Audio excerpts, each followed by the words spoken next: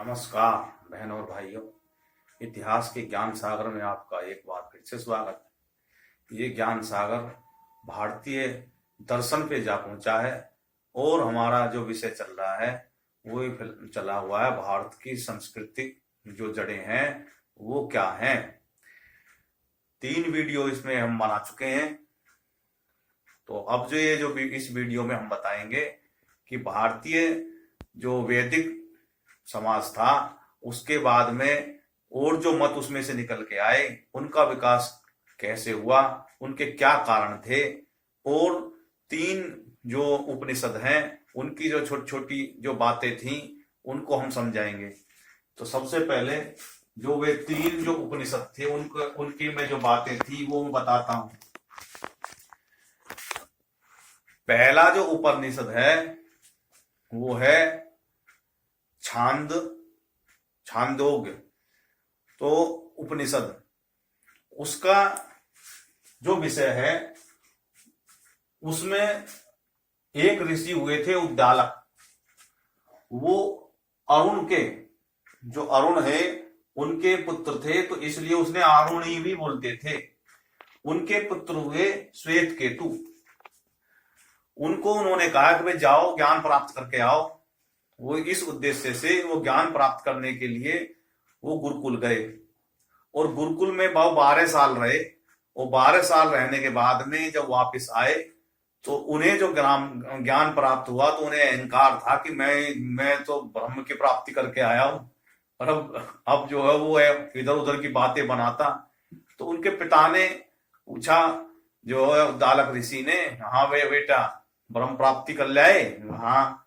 तो वो उनकी बातों से जो विचार जो वो बोलते थे उन्हें ये हुआ कि भाई ये तो भटका हुआ है। तो इसलिए उन्होंने उनसे पूछा नहीं भाई ब्रह्म क्या है, बताओ इसका स्वरूप क्या है। और कहने लगे भाई मैं ब्रह्म हूं। कहले हाँ तू तो ब्रह्म है, ये तो मान ली, अब ये तो बता ब्रह्म का और स्वरूप क्या है। अब वो बता नहीं पाए। उनके जो प्रश्नों के जो उत्तर हैं वो सही तरीके से नहीं बता पाए। तो उन्होंने उनको कहा नहीं भाई अभी तुम्हारा ज्ञान कच्चा है और ब्रह्म जो है बड़ा विस्तृत विषय है। वो एक शरीर से ही व्याप्त नहीं है। उसके सब जितने भी जो शरीर के जो मूल हैं उनका जो मूल है वो ब्रह्म ही है। तो उन्होंने वे जो है एक उसके पेड़ के पास में ले गए। जो बरगद का जो पेड़ था उनके पास में ले गए और उसको कहने लगे, हाँ भाई ये देख रहा पेड़? निकल, हाँ देख रहा हूं बरगद का पेड़ है। वे बरगद का ये फल देखो, हाँ इसमें लगा हुआ है। फल को फाड़ो। फल को फोड़ा तो उसमें से छोटे छोटे से बीज उसमें से दिखाई दिए। उनने कहा बाहर से कुछ दिखाई दे रहे हैं? नहीं। भाई ये जो बीज हैं इनके भीतर बरगद समाया हुआ है और ये आगे बरगद का विकास होता चला जाएगा। तो जैसे बरगद का पेड़ है कितना विशाल है और इनके जो मूल है ये जड़ है और ये जो फल जो लगे हुए हैं इनके अंदर भी ब्रह्म ही है। तो उसने कहा कि देख ब्रह्म के कितने रूप है, ये बरगद का पेड़ भी ब्रह्म ही है, इसकी जो पत्ते हैं ये भी ब्रह्म ही है, इनके अंदर जो ये फल है ये भी ब्रह्म है, और इनके भीतर जो फल के भीतर जो छोटे छोटे से कण हैं ये भी ब्रह्म का ही रूप है। और इसमें ये बरगद समाया हुआ है, पूरा जो पेड़ है ये इसी में समाया हुआ है। तो उन्होंने इसके जरिए ये समझाने की कोशिश करी कि भाई एक जो पृथ्वी का जो कण है उसके भीतर भी ब्रह्म ही है और जो पूरा जो संसार है वो भी ब्रह्म ही है, यानी कि सब हर जगह चारों तरफ ब्रह्म ही ब्रह्म है। तो ये इसके जरिए से उन्होंने अपने पुत्र को समझाया। उसके बाद में उनको समझ में आया कि भाई जो ये संसार में जितने भी जीव हैं ये सब ब्रह्म के ही रूप हैं और ये भी ब्रह्म है। तो इतनी बात तो थी इस उपनिषद में जो इसमें समझाई गई। इस प्रकार से छोटे छोटे विषय को जो गूढ़ ज्ञान थे उनको कहानियों के जरिए से और एक उदाहरण के जरिए से समझाने ये उपनिषदों में समझाया गया। फिर है कठोपनिषद। कठोर उपनिषद में क्या है कि एक निचिकेता नाम के जो है बालक था। उनकी ज्यादा उम्र नहीं थी, 10-12 साल के होंगे। और उनके पिता उनके पिता ने जो है यज्ञ किया।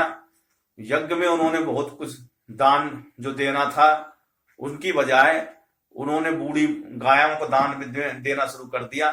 तो उन्होंने, उनके पुत्रों ने कहा कि भाई ये जो मेरे पिताजी जो दे रहे हैं ये ठीक नहीं कर रहे, ये बूढ़ी गाय उसमें दान में दे रहे हैं। तो वो कहने लगे ने भाई ये जो आप जो कर रहे हो, आप जो दान का जो महिमा है वो अलग है, आप तो जो है ये क्या कर रहे हो, ये सब मेरे लिए कर रहे हो, मैं तेरे लिए तो कर रहा हूँ जो कुछ कर रहा हूँ। तो वो बार बार कहने लगे। तो उनको गुस्सा आया, तो उन्होंने कहा भाई मुझे तो ये तुम मेरे लिए कर रहे हो तो मुझे किसी दान में दोगे। तो उन्होंने कहा भाई, वो जब उसके पिताजी ज्यादा गुस्से में हो गए, उन्होंने कहा मैं तुझे यमराज को दूंगा, मैं तुझे यम को दान कर रहा हूँ। तो इस प्रकार से जो है वो जा, मैंने तुझे दान कर दिया यमराज को। तो वो बच्चा घर से निकल गया और वो जो है यम के वहां पे जा पहुंचे। उपनिषद के अनुसार यम के वहां जा पहुंचे। तो उस समय पे जो यमदेव थे वो कहीं गए हुए थे। तो उनके जो लोग थे, दरबारी थे, यानी कि पहले योग की महिमा थी और योग के माध्यम से वो बच्चा जो है यम के वहां जा पहुंचा। और उनके जो यमराज के जो कर्मचारी थे वो आए, उसने कहा भाई तुम्हारा तो अभी उम्र नहीं हुई है यहाँ आने की, आप कैसे यहाँ आ पहुंचे। उन्होंने कहा मेरे कुछ प्रश्न है, क्योंकि मेरे तो पिताजी ने ही यम को जो हमें दान में दे दिया, तो यमराज मुझे ग्रहण करें। उनने कहा ऐसे कैसे ग्रहण कर लें भाई, जो तुम्हारा उम्र समय होगा जब तो हम ग्रहण करेंगे। नहीं। तो उनको आदर सत्कार के लिए उनको पानी वगैरह के लिए पूजा, तो उन्होंने मने कर दी भाई मुझे नहीं, जब तक यमराज मुझे नहीं स्वीकार करेंगे मैं कुछ ग्रहण नहीं करूंगा। उसके बाद में जो है यमराज आए, उन्होंने उनसे पूछा कि भाई तुमने हमारा जो है कर्मचारियों से बातें नहीं करी। उन्होंने कहा भाई मैं तो आपको दान में दे दिया, तो मैं कैसे ग्रहण कर लूं। तो उसके बाद में यमराज की और उनकी नचिकेता की जो बातें हुई, वो सारा उपनिषद जो है वो कठोपनिषद में आता है। तो उन्होंने उनसे पूछा कि भाई शरीर की मृत्यु के बाद में क्या होता है, और इसमें जो विराजमान आत्मा है ये कौन है, और ये हमारे शरीर में कैसे वास करती है, और आत्मा का मूल तत्व क्या है। तो उन्होंने उनसे कहा कि भाई तू एक काम कर, तू जा मेरे यहाँ से, और मैं तुझे जो है वरदान दे रहा हूं। उन्होंने कहा मुझे नहीं चाहिए ये बातें, मुझे तो जो मेरे जो ये प्रश्न है, ये आत्मा क्या है, इसका क्या रहस्य, इसको समझा दो। उन्होंने कहा भाई तेरी उम्र नहीं है समझने लायक, जो तू मैं तुझे समझाऊं वो जिद करके। उन्होंने कहा मुझे तो यही चाहिए, ये इसी बात का ज्ञान चाहिए। तो वो जो था कि उन्होंने, यमराज ने उनको बताया कि भाई आत्मा जो है वो ईश्वर का ही अंश है, और ये अमर है जैसे ईश्वर अमर है, और इस प्रकार से आत्मा भी अमर है। ये अपने स्वरूप बदलती है और एक शरीर से दूसरे शरीर में चली जाती है, और ये कभी ना तो पैदा होती ना इसका मृत्यु होती, ये एक से दूसरे में जाके और परमात्मा के मूल में ही मिल जाती है। और इस प्रकार से जो है ये ऊर्जा है, जिस प्रकार से ये एनर्जी आज के समय में, और एनर्जी एक दूसरे से मिलती चली जाती है। इस प्रकार से इन्हीं सभी प्रश्नों के ये उन्होंने उत्तर दिए कि भाई जो आत्मा है अमर विषय है, और ये शरीर का नाश हो जाता है, इसकी मृत्यु नहीं होती आत्मा की, ना ये पैदा होती। इस प्रकार से ऐसे गहन विषय को उन्होंने उसमें समझाया। तो इसमें ज्यादा गैप, क्योंकि ये विषय बड़ा है और हमारे पास समय थोड़ा है, तो मैंने मोटी मोटी बात बता दी कि उस उपनिषद में क्या था। तीसरा जो उपनिषद आया वो है बृहदारण्यक जो है उपनिषद। इसमें जो है एक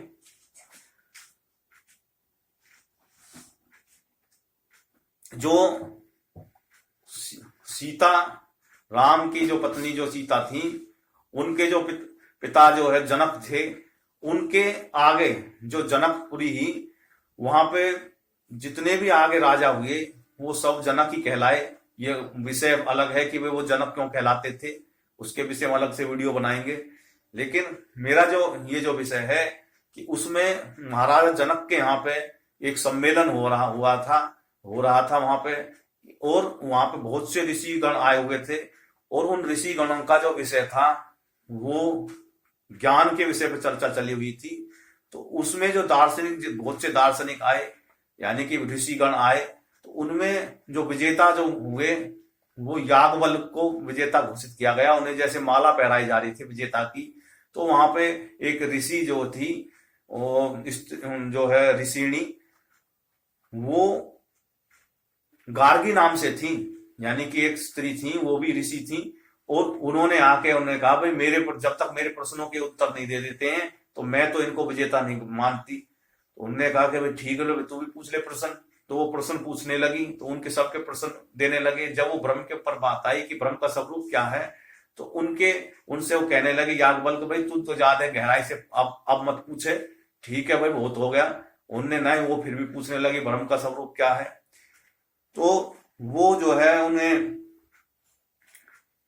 कई प्रकार से उन्होंने बताया कि जो ब्रह्म जो है वो बहुत बड़ा एक विस्तृत विषय है, और ये चारों तरफ हमारे जो आसे पासे जो नदियां हैं, संसार है, पहाड़ है, पर्वत है, जीव है, निर्जीव है, ये सब ब्रह्म का ही रूप है।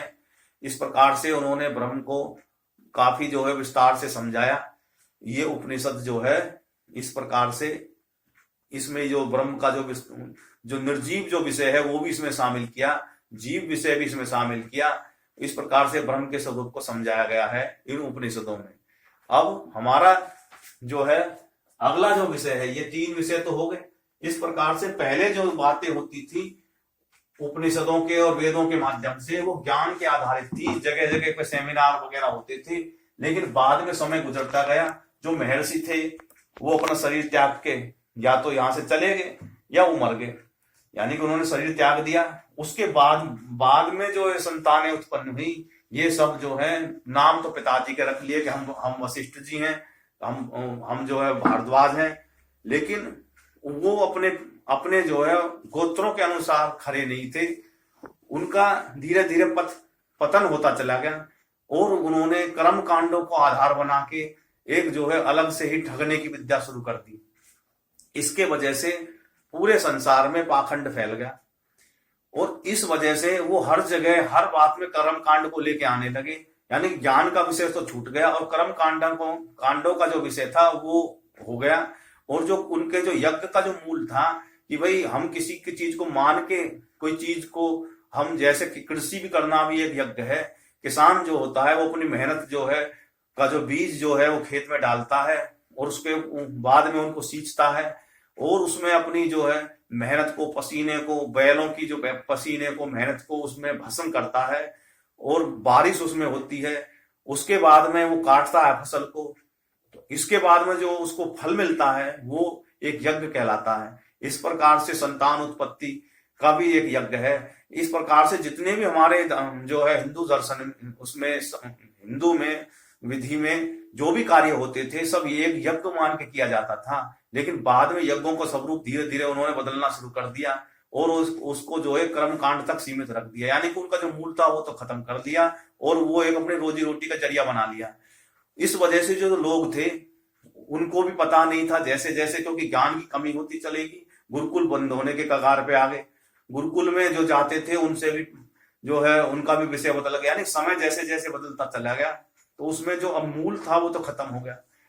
और जो थी विषय, वो दूसरे जो विषय थे उन्होंने अपने करने शुरू कर दिए।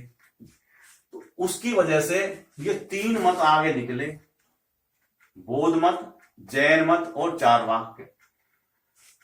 जो बौद्ध मत है वो महात्मा बुद्ध के द्वारा चलाया गया था, और जैन मत जो था वो महावीर स्वामी के द्वारा चलाया गया था, और चारवाक जो था वो ऋषि थे। मतलब एक ऋषि थे, 4-5 उनकी टोली घूमती थी, वो नास्तिक प्रवृत्ति के थे। ये दोनों तो आस्तिक थे, लेकिन ये नास्तिक प्रवृत्ति के थे। लोगों में ये कहते थे कि भाई ये जो जीवन है ये मौज मस्ती के लिए है, और अपना खूब कर्जा लो, कर्जा लेके घी पियो, मौज से रहो, लेके किसी का त्यों मत ना। इस प्रकार से, क्योंकि ये ही जीवन है, इसी में जितना मौज मस्ती कर लोगे ठीक है, उसके बाद में कुछ नहीं धरा। और जो है ये सब जो कहते हैं इनको आगे पुनर्जन्म होगा, ये पूरी बकवास है। इस प्रकार से खाओ पियो मौज करो, ऐश करो यारो। इस प्रकार से लोगों को पथ भ्रष्ट करते फिरते थे। उन्हें भगवान कुछ नहीं चीज होती है, तो सब खाने कमाने का धंधा बना रखा। इस वजह से जो है उनका मत चलता गया, उन्होंने काफी चेले चपाटे बना लिए अपने, और ऐसे ही वो दिल भ्रमित करते हुए फिरते थे। जैसे आज जो है कम्युनिस्ट हैं, कम्युनिस्टों की विचारधारा भी यही है कि भैया भगवान भगवान कुछ नहीं है, वो नास्तिक प्रवृत्ति के होते हैं, खूब मौज लो। उस प्रकार से ये बौद्ध मत थे। बौद्ध मत का जो है ये दोनों इन विषयों को मैं जो है ये बौद्ध मत और जैन मत को मैं अगली वीडियो में बताऊंगा, क्योंकि वीडियो लंबी हो जाएगी। और जो मेरा जो विषय था कि भाई ये वैदिक दर्शन के बाद में ये क्यों आए, इनका इस पत्र तक ही मैं सीमित रखता हूं। वे उससे अगले जो मत आए उनका कारण ही ये रहा है, क्योंकि जो जनता थी उनमें एक मत खत्म हो गया और वो उनकी जिज्ञासाएं बढ़ती गई। और जो उस समय पे जो ऋषिगण थे या जो भी ब्राह्मण वगैरह वर्ग थे, जो शिक्षक वर्ग थे, वो उनके प्रश्नों के उत्तर सही तरीके से, संतोषजनक तरीके से नहीं दे पाए। इसलिए और अलग मत जो है वो उठने लगे, वो जो है उनका जन्म होने लगा, उन्होंने अपने अपने विचार आगे रख दिए। इस वजह से जो वैदिक दर्शन, वैदिक जो संस्कृति थी वो धीरे धीरे क्षीण सी होने लगी, और अलग जो दर्शन, जो योग, जो धर्म वो थे, विचार थे, संप्रदायों का जन्म होने लगा। इस प्रकार से इस वीडियो में इतना ही, और आगे जो वीडियो बताएंगे उसमें बौद्ध और जैन मत के बारे में बताएंगे। बहुत बहुत धन्यवाद। बोलो भारत माता की जय। वीडियो को लाइक करें, चैनल को सब्सक्राइब करें। बहुत बहुत धन्यवाद। जय हिंद, जय भारत।